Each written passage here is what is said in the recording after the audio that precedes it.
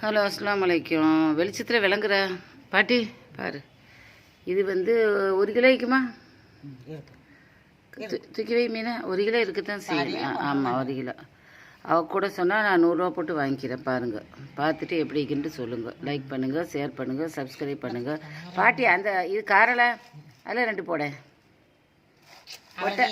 மானம்மா. அது வேணா, அது ஒரு கழுவ ஆள் இல்லைம்மா. நான் இதெல்லாம் எனக்கு கழுவ ஆள் இல்லைம்மா. நீ 50 ரூபாய்க்கு தந்தாலும் எனக்கு கழுவ ஆள் இல்லை, சும்மா தந்தாலும் கழுவ ஆள் இல்லை. இருக்கட்டும், அது இருக்கட்டாம்மா. நீ யாருக்கும் கூட வாங்குவோம்.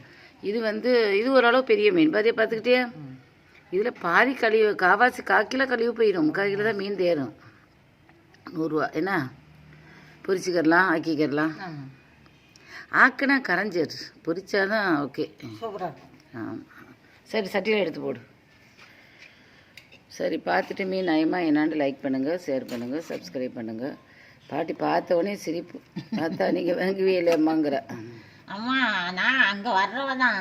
நீங்கள் உங்கள் சத்தத்தை கேட்டால் எனக்கு சரியாக குடிபடலை. அந்த அம்மா அம்மாலாம் சரி சிரிச்சிட்டேன். அந்த மீனில் ஒன்றை சட்டி இப்போ நான் வாங்கி திங்கிறேன். சரி, அழகான மீன் தான். சரி சரி, 26 கொண்டு போ. இப்போ இதை கழுவுறதுக்கு நான் எப்படியும் வருவா, வேலை பார்க்குற வருவா. அவளுக்கும் 4 மீன் 5 மீன் கொடுக்கத்தான் செய்வேன். நானாவா திங்க போகிறேன். பாட்டி வருவா. இப்போ இன்ப பாட்டி வந்து தான் கழுவா. இன்ப பாட்டி தான் அழகாக கழுவுறா. பொடி மீன் பற்றியா, கொஞ்சம் சின்ன மீன் தானே, அழகாக கழுவுறா. சரி, 100 ரூபாய்க்கு தரேன். 15 மீன் இருக்குது. சரியா? சரி, பார்த்துட்டு நியாயமானு மெசேஜ் வைங்க. லைக் பண்ணுங்கள், ஷேர் பண்ணுங்கள், சப்ஸ்கிரைப் பண்ணுங்கள்.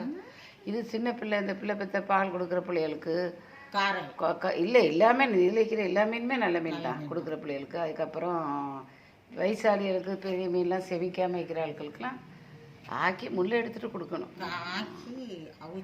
அது பிள்ளை பெற்றவங்க கொடுக்குறது. அதெல்லாம் குடிக்க மாட்டாளுமா. நாங்கள் இப்போ எங்கள் மெத்தடில் அழகாக ஆக்குவோம். அதெல்லாம் திண்டாலே போதும். மிளகு தண்ணின்னு வைப்போம், ரொம்ப டேஸ்ட் ஆகிக்கும். ஆனால் ரொம்ப கொதிக்க விடாமல் டக்குன்னு போட்டு இறக்கிறேன். விளங்குற பாட்டி?